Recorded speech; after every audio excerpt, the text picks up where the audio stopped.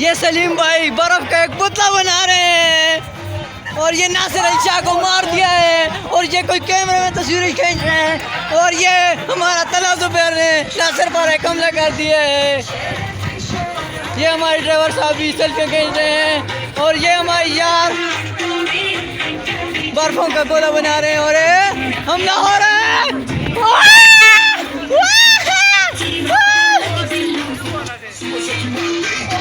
ये सलीम ने अंदर हमला कर दिया है और ये सारे शैतानियों में मशहूर है। इन लोगों ने पहली बार बर्फ देखा है। ये हमले ही हमले हो रहे हैं, ये बार बार ये वकास अली शाह आ रहे हैं। वकास अली शाह किसी पर हमला नहीं कर रहे, बाकी सारा हमला ही हमला हो रहा है। ये मेरे पर एक और हमला हुआ, ये फिरौन ये शैतानी ताकतें हैं और ये हमले ही हमले हो रहे हैं।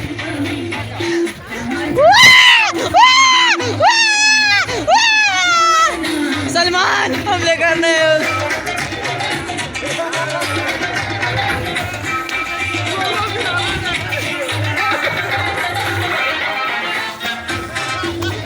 ये सारे हमले ही हमले।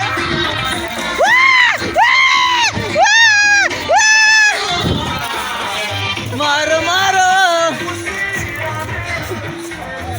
ये वकास अली शाह किसी पर बर्फ नहीं फेंक रहे, ये असीफ हुसैन शाह और ये बाकर अली शाह। पैरां दी मुंदरी वे